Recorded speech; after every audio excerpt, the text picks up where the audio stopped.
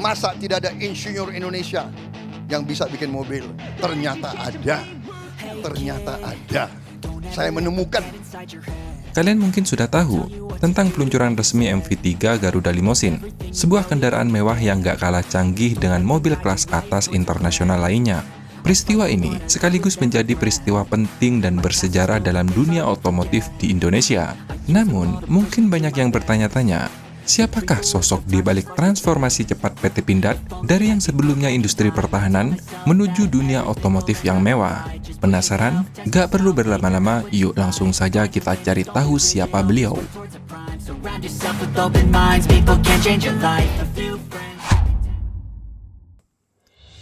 PT Pindad memang selalu dikenal dengan industri pertahanannya di dalam negeri. Tapi siapa sangka, kini berhasil menggebrak panggung otomotif di dalam negeri. MV3 Garuda Limousine yang memiliki tampilan elegan dan syarat akan teknologi canggih memang tak bisa dipungkiri.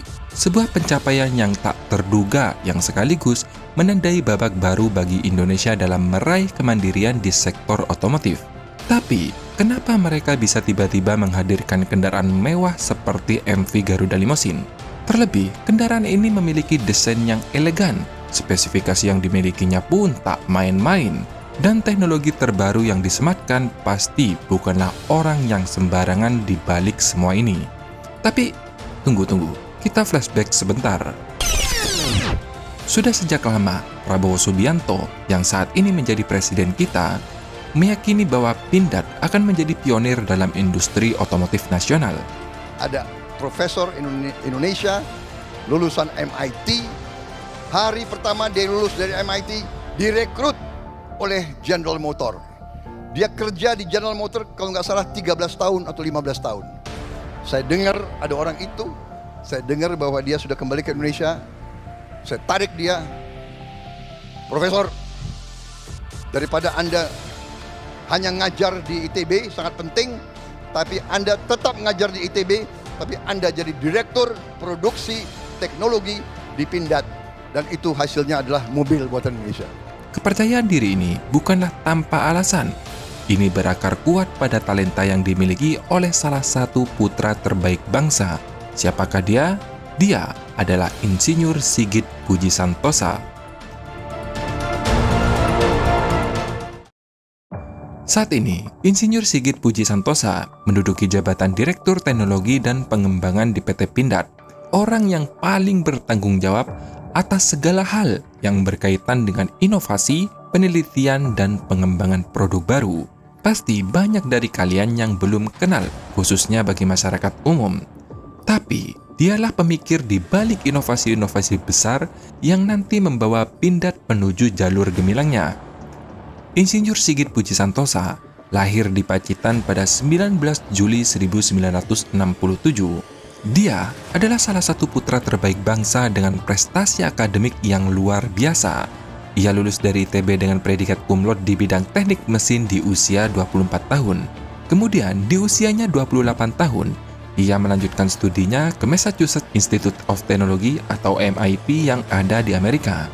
Beliau berhasil meraih gelar master dan doktor di usianya yang masih 32 tahun, sebuah pencapaian yang hanya dapat diraih oleh segelintir orang dengan kemampuan intelektual yang luar biasa. Selepas dari MIT, kecemerlangan karirnya pun segera menjadi bukti bahwa Insinyur Sigit Puji Santosa bukanlah orang yang sembarangan. General Motor, salah satu perusahaan otomotif terbesar di dunia, langsung merekrutnya. Saat berkarir di General Motor, Insinyur Sigit menduduki posisi yang strategis. Ia dipercaya sebagai insinyur kinerja utama atau tim inti dalam pengembangan mobil mewah seperti Cadillac XLR, Corvette C6, dan Corvette Z06. 2004, karirnya pun semakin menanjak. Ia dipercaya di Departemen Keselamatan dan Kelayakan Tabrak, sekaligus insinyur kinerja utama untuk pengembangan Cadillac DTS, Buick Lursen, Chevrolet Double HR, Chevrolet Equinox, GMC Terrain, Cadillac SRX, sub SUV, dan kendaraan kompak Buick generasi berikutnya. Dedikasinya terhadap inovasi dan teknis membawanya meraih penghargaan kehormatan Ketua GM untuk prestasi teknik terbaik pada Corvette Z06 di tahun 2006. Dan kini, Indonesia patut bangga karena sosok yang pernah menjadi motor penggerak mobil-mobil mewah di dunia kini kembali ke tanah air dan memilih Pindad sebagai tempat berkaryanya. MV3 Garuda Limousine yang elegan, sederhana namun kokoh adalah bukti kecil dari pengalamannya yang selama bertahun-tahun dalam merancang kendaraan-kendaraan yang berkelas dunia. Jadi, tak heran jika Prabowo Subianto begitu yakin bahwa Indonesia memiliki potensi besar untuk menghadirkan mobil nasional yang mampu bersaing di kancah global. Apalagi sekarang, Prabowo Subianto sudah resmi menjadi presiden. Pastinya, kebijakan-kebijakan yang pro terhadap produk lokal akan semakin kencang. Waktu menjadi Menhan saja, meski harganya belum kompetitif, beliau berani mengambil resiko demi kemajuan industri di dalam negeri. Dan kita patut berterima kasih kepada Insinyur Sigit Puji Santosa yang dengan penuh rasa nasionalisme telah memilih dan kembali membangun negeri ini. Meskipun sebenarnya tawaran dari luar negeri dalam konteks ini gaji jauh lebih menjanjikan. Keputusan beliau untuk meninggalkan GM demi mengembangkan PT Pindad adalah bukti nyata bahwa kecintaannya pada Indonesia melebihi dari segalanya. Lantas, bagaimana kira-kira gambaran ke depan perkembangan MV Garuda 3 Limousine? Mari kita simak bersama penjelasan dari sang arsitekturnya langsung.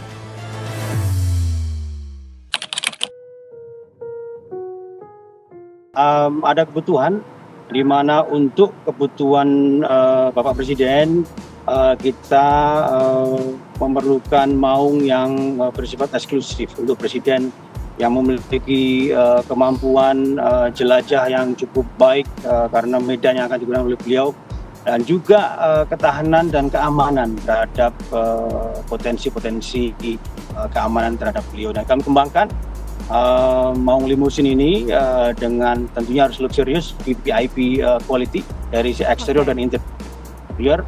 Kemudian juga terhadap fitur-fitur keamanannya kami kembangkan sehingga berkenan untuk Bapak Presiden.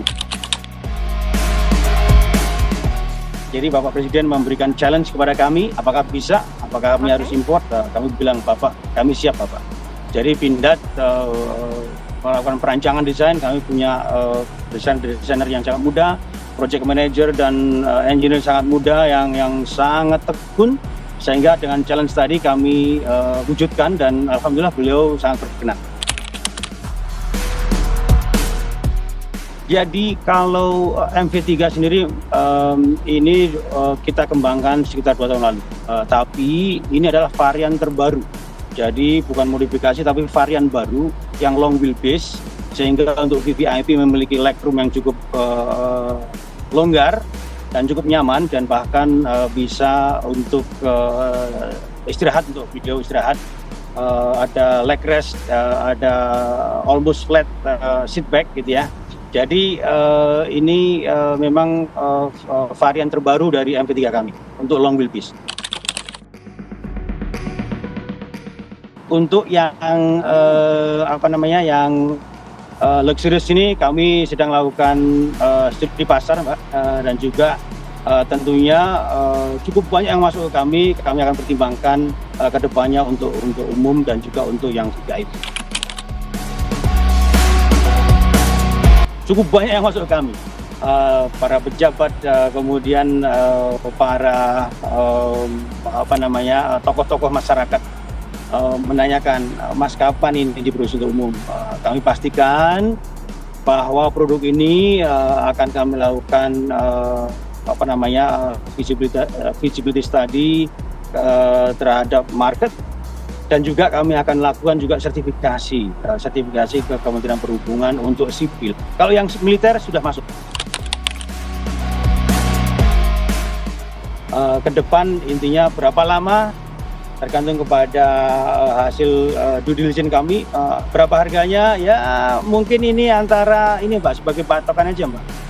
Up level Fortuner dan up level Pajero, dan yang atasnya nanti kita batasin di angkanya Rubicon, Mbak. Jadi kami ingin kompetitif lah. Ini adalah niche market yang kami tidak ingin berlawan head to head dengan yang lain. Kami ambil di tengah-tengah aja. Nah, itu guys informasi kali ini. Semoga video ini menginspirasi generasi-generasi muda kita untuk menjadi insan yang lebih bermanfaat bagi nusa dan bangsa. Terima kasih sudah menonton, sampai jumpa di next video. Dadah!